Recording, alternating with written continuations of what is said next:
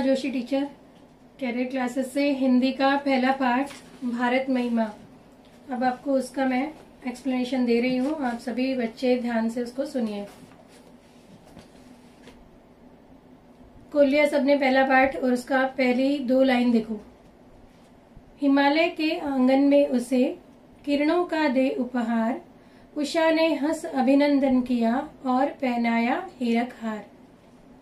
सभी को पता है कि हमारा देश हिमालय के आंगन में बसा हुआ है, यानी कि हमारे देश के उत्तर में हिमालय पर्वत है, जिसे भारत का मुकुट भी कहा जाता है।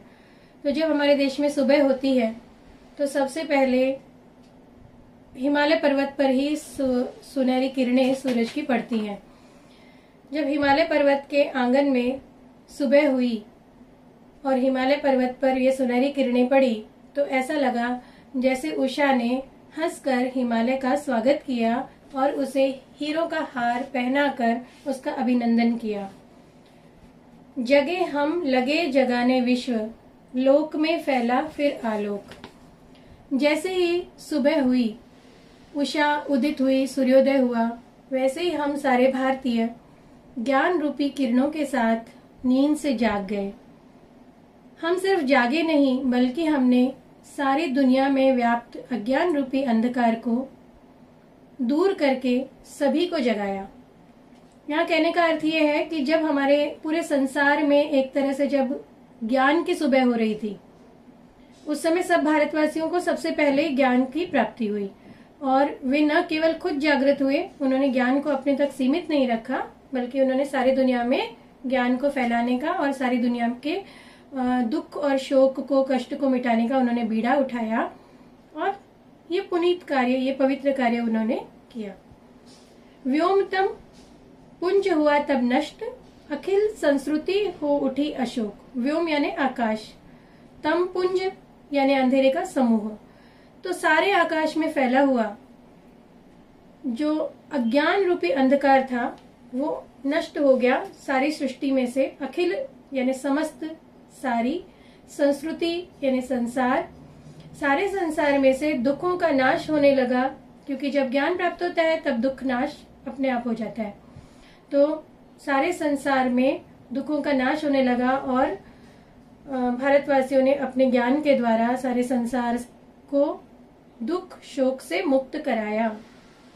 विमल वाणी ने वीणा ली, कमल कोमल कर में सप्रीत, सप्त स्वर सप्त सिंधु में उठे, छिड़ा तब मधुर साम संगीत। हमारे देश की महिमा इतनी गौरवशाली, इतनी समृद्ध और महान है कि इसी देश ने सारे विश्व को संगीत की अनमोल सौगात दी। सभी को पता है कि संगीत की और ज्ञान की देवी हमारे यहाँ सरस्वती देवी को माना जाता है। सरस्वती देवी के हाथ में होती है वीणा।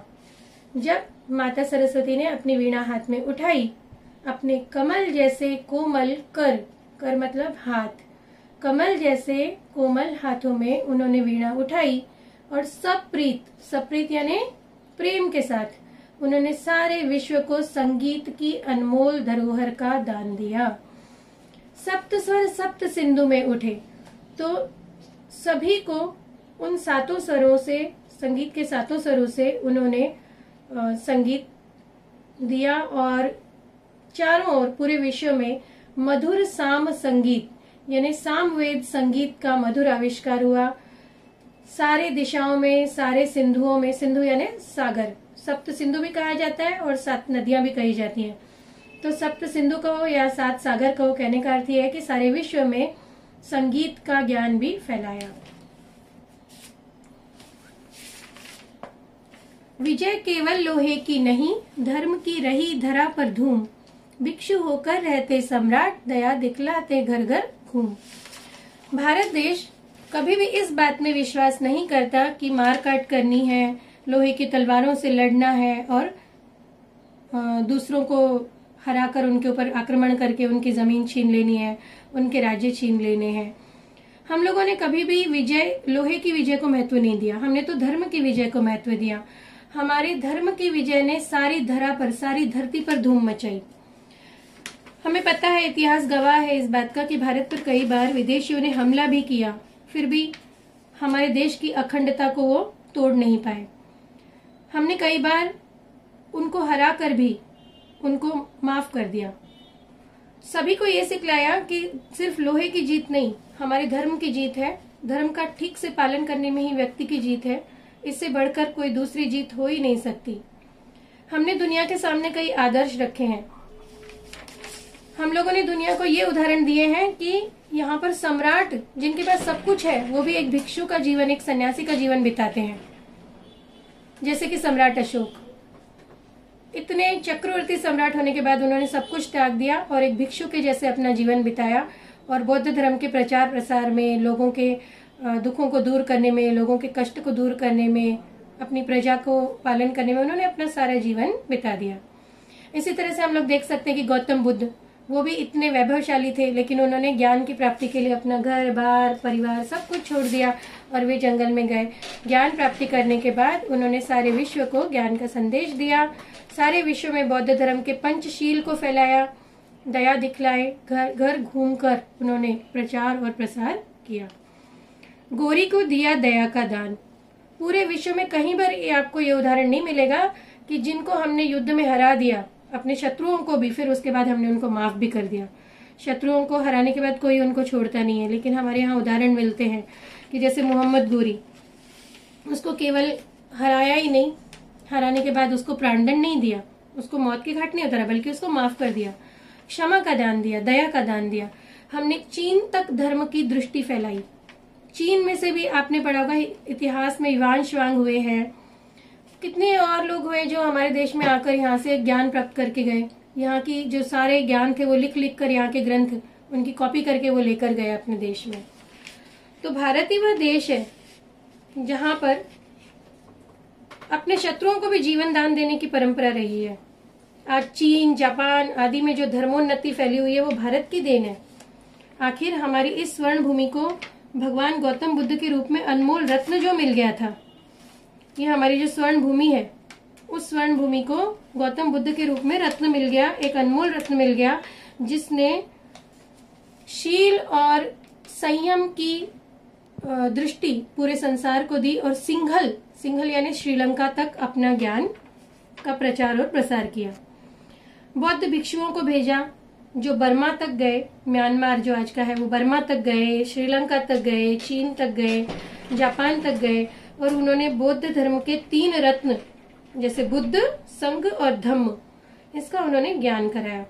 उन्होंने श्रीलंका को पंचशील, जैसे कि पंचशील कौन से हैं? झूठ न बोलना, चोरी न करना, नशा न करना, हिंसा न करना, पाप न करना, इनका उन्होंने ज्ञान कराया और शील रूपी अनमोल रत्न उन्होंने पूरी दुनिया को दिया, जिस तरह से लोगों ने उसका पालन करके अपना विकास और ज्ञान का प्रसार किया। किसी का हमने छीना नहीं, हमें किसी का कुछ छीनना नहीं आता, हम किसी का कुछ छीनने में विश्वास ही नहीं रखते। ऐसा नहीं है कि हमारे में छीनने की शक्ति नहीं है, हम बहुत शक्तिशाली हैं, परंतु हम छीनने में विश्वास नहीं रखते, हम तो देने में ही विश्वास रखते हैं। यहाँ पर प्रकृति ही इतनी उदार है कि उसने हम सबको इतना कुछ दे दिया है कि हमें किसी दूसरे से छीनने और मांगने की जरूरत ही नहीं है। हम सब आर्य पुत्र हैं, हम किसी और स्थान से नहीं आए, हमारी जन्मभूमि थी यहीं, कहीं से हम आए थे नहीं।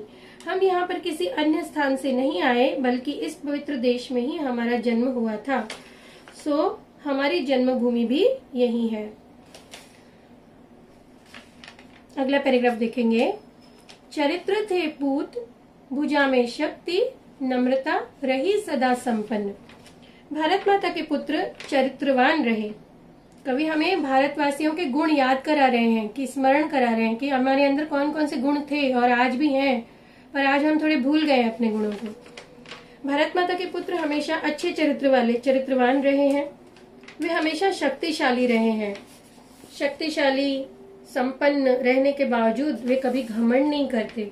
वे हमेशा नम्रता पूर्वक व्यवहार करते हैं। उनके हृदय में देश के गौरव के लिए अपार श्रद्धा है और देश प्रेम की भावना रही है। हृदय के गौरव में था गर्व, किसी को देख न सके विपन्न। साथ ही साथ हमारे को अपने देश पर गौरव भी था, देश पर अभिमान तो था, लेकिन हम किसी को भी गरीब नहीं देख सकते, हम किसी को भी दुखी हालत में नहीं देख सकते। हम तुरंत ही उसकी मदद करने के लिए चले जाते हैं। अपने इन्हीं गुणों के कारण मानव सेवा ही हमारा परम ध्येय रहा है, मानवता ही हमारा सबसे बड़ा ध्येय और धर्म रहा है। हमारे वचन में सत्य, हृदय में तेज, प्रतिज्ञा में रहती थी टेव। हमारे संचय में था दान, अतिथि थे सदा हमारे देव। वचन में सत्य, हृदय में तेज, प्रतिज्ञा में रहती थी टेव। अगर हम लोग धन संपत्ति का संग्रह भी करते हैं, हम देखते हैं कि हमारे देश में बहुत ज्यादा वैभवशाली, बहुत ज्यादा संपन्न, बहुत ज्यादा धनी लोग भी हैं जिनके पास अपार धन संपत्ति है, किंतु जब वो संग्रह करते हैं तो वक्त आने पर वो उसका दान भी करते हैं, समय आने पर दान भी करते हैं। यानी कि हम लोगों ने अगर संग्रह भी किया तो हम लोगों ने इसी उद्देश्य से किया कि जब जरूरत पड़े हम किसी की मदद कर सकें। हमने हमेशा अतिथि देवो भव को अपना मूल मंत्र माना। अतिथि को हमने हमेशा देव का दर्जा दिया, भगवान का दर्जा दिया। हमारे वचन हमेशा सत्य वचन रहे, सत्य को, अहिंसा को, इनको हम लोगों ने सर्वोपरि माना। हमारे हृदय में तेज रहा, ज्ञान का तेज हमारे हृदय में रहा, अच्छे गुणों का तेज, संस्कारों का तेज, अच्छे चरित्र का तेज हमारे हृदय में हमेशा रहा। तेज का अर्थ है प्रकाश। प्रतिज्ञा में रहती थी टेव, यानी हम लोग जो प्रतिज्ञा करते उस प्रतिज्ञा को निभाते अंत तक, चाहे हमारी जान क्यों न चली जाए। तो टेव यानी अटल, हम हमेशा दृढ़ प्रतिज्ञ रहे, हमेशा अपनी प्रतिज्ञा को अटल रखा। जो भी वचन किसी को दिया, जो भी प्रण कर लिया, उसको अंत तक निभाया।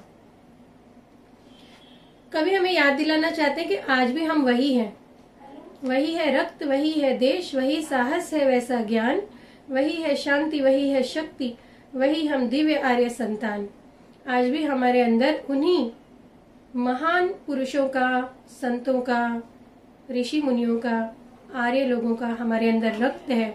हमारा देश भी वही है, हमारी जन्मभूमि भी वही है। हमारी जिस धरती पर उन लोगों ने जन्म लिया, उसी धरती पर तो हमने भी जन्म लिया। तो आज हमारे अंदर भी वैसे गुण हैं, वही साहस है, वैसा ज्ञान है, वही शांति आज हमारे देश में हम चाहते हैं जैसी पहले थी, और वही शक्ति, यानी आज भी हमारे अंदर वही ताकत है, वही शक्ति है, और हम उन्हीं दिव्य आर्य पुत्रों की संतान हैं। जिए तो सदा इसी के लिए, यही अभिमान रहे यह हर्ष, निछावर कर दे हम सर्वस्व हमारा प्यारा भारतवर्ष। हम सदा इसी चीज के लिए जिए, इसी सिद्धांत पर जिए कि देश ही हमारे लिए सबसे ऊपर है। हमें देश पर अभिमान रहे, देश का गुणगान करना हम कभी न भूलें, और इस बात की हमें हर्ष यानी खुशी भी हो कि हम भारत के पुत्र हैं, भारतवासी हैं। हम अपना सर्वस्व भारत देश के लिए निछावर कर सकते हैं, और जब जब जरूरत पड़ी तब हमने किया भी है, क्योंकि हमारा भारतवर्ष ही हमें सबसे प्यारा है। हमारा भारतवर्ष हमें सबसे प्राणों से प्यारा है।